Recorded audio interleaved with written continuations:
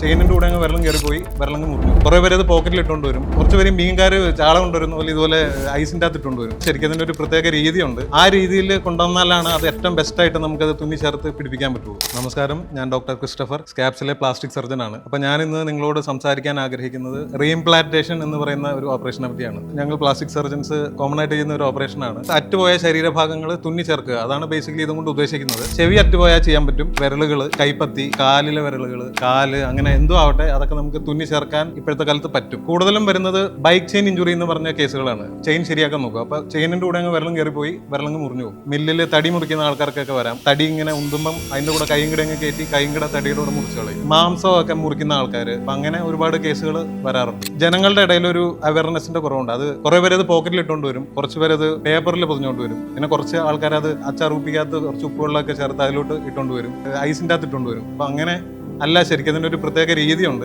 അതെന്താന്ന് വെച്ചാൽ ഈ മുറിഞ്ഞ ഭാഗം നല്ലപോലെ കഴുകിയിട്ട് ഒരു നനഞ്ഞ ഒരു തുണി എടുക്കുക. തുണി നല്ല വെള്ളത്തിൽ കുതിർത്തി ആ തുണിയിൽ വേണം ഈ മുറിഞ്ഞ ഭാഗം വെക്കാൻ. എന്നിട്ട് അത് നല്ലപോലെ പൊതിഞ്ഞിട്ട് ഐസിൽ കയറ്റി വെക്കണം. ഐസിന്റെ കൂടെ വേണം അതൊരു പ്ലാസ്റ്റിക് കവറിൽ പൊതിഞ്ഞ് കെട്ടി അടുത്തുള്ള പ്ലാസ്റ്റിക് സർജന്റെ അടുത്തേക്ക് എത്രയും പെട്ടെന്ന് എത്തിക്കാൻ. ഇങ്ങനെ എത്തിച്ചാൽ ഏറ്റവും ബെസ്റ്റ് റിസൾട്ട്സ് പ്രതീക്ഷിക്കാം. ഭയങ്കര കോംപ്ലിക്കേറ്റഡ് ആയിട്ടുള്ള ഒരു സർജറിയാണ്. ഇതിൽ ഇപ്പോൾ വിരല് തന്നെ എടുക്കാം നമുക്ക്. അവിടെ നമ്മൾ ആദ്യം ചെയ്യുന്നത് ആ മുറിഞ്ഞു പോയ എല്ല് ചേർത്ത് പിടിപ്പിക്കും. അത് കഴിഞ്ഞ് പിന്നെ വിരലനക്കാൻ സഹായിക്കുന്ന ടെൻഡൻസ് നമ്മൾ ആദ്യം റിപ്പയർ ചെയ്യും, വെസൽസ് റിപ്പയർ ചെയ്യും. വിരലൊക്കെ ഉള്ളത് ഭയങ്കര ചെറിയ രക്തക്കുഴലുകളാണ്, സെൻസേഷൻ ഞരമ്പുകൾ നമ്മൾ റിപ്പയർ ചെയ്യും. ചെറിയൊരു വിരലിന്റെ അകത്ത് ഒരുപാട് സാധനങ്ങളുണ്ട്. അതൊക്കെ നമ്മൾ മൈക്രോസ്കോപ്പിന്റെ അണ്ടറിലിരുന്ന് സമയമെടുത്ത് ചെയ്യുന്ന ഒരു ഓപ്പറേഷനാണ്. ഇത് എല്ലാ ആൾക്കാരിലും സക്സസ് ആവില്ല. കുറേ വർഷങ്ങളായിട്ട് ഷുഗർ ഉള്ളവർ, പുക വലിക്കുന്നവർ, പിന്നെ അതുപോലെ രക്തക്കുഴലുകളിൽ അസുഖമുള്ളവർ, ഇവർക്കൊക്കെ ഇത് 100% ഗ്യാരണ്ടി തരാൻ പറ്റില്ല.